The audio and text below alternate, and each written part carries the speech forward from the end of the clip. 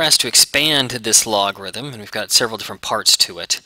And we've got an a squared on the numerator up top, and then we've got a b times c cubed on the bottom.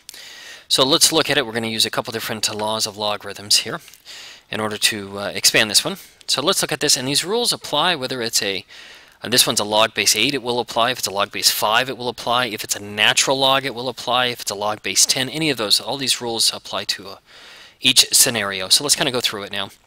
The rule that we're going to use first is this one that says if it's one component divided by another, when we expand it, we'll use the subtraction sign here. And notice how both of these bases remained what our original one was. And let's kind of look at an example here. If I have a log base 9, n divided by 4, now I'm going to rewrite this. They're both going to be log base 9s. This is going to be an n minus log base 9 of 4. Okay, so let's use that rule here to apply it to this problem that we're doing right here.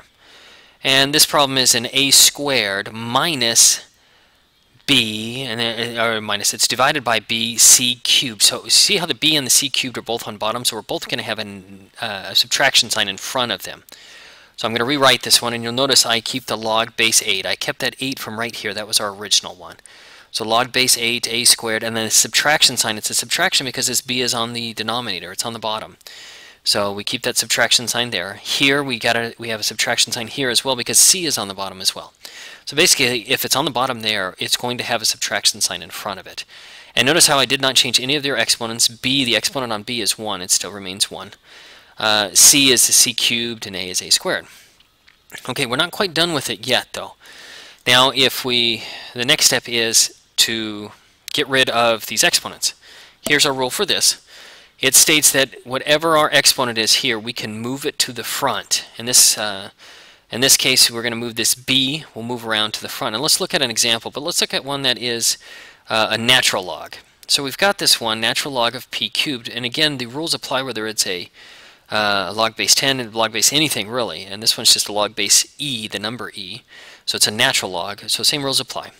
So I take this 3, and that 3 is going to move way out to the front. So if I rewrite this one, it will look like this. 3 times the natural log of p. Okay, so now we're going to use that up here. Up here, let's see, this one has an exponent of 1, so we don't need to really do anything with this one. Let's start with this one.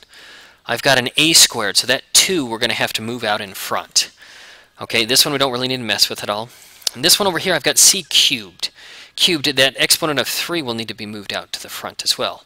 So that when I rewrite it, it should look like this. 2, and that 2 came from right here as my exponent, log base 8 of a, minus, and this one I didn't change at all. The exponent was 1, I did not need to do anything with it. So it's log base 8 of b, minus 3, and that 3 came from my exponent right here, log base 8 of c. Now you'll notice on this one, that all of the logs have the same base, and I got that base right back from my original problem here.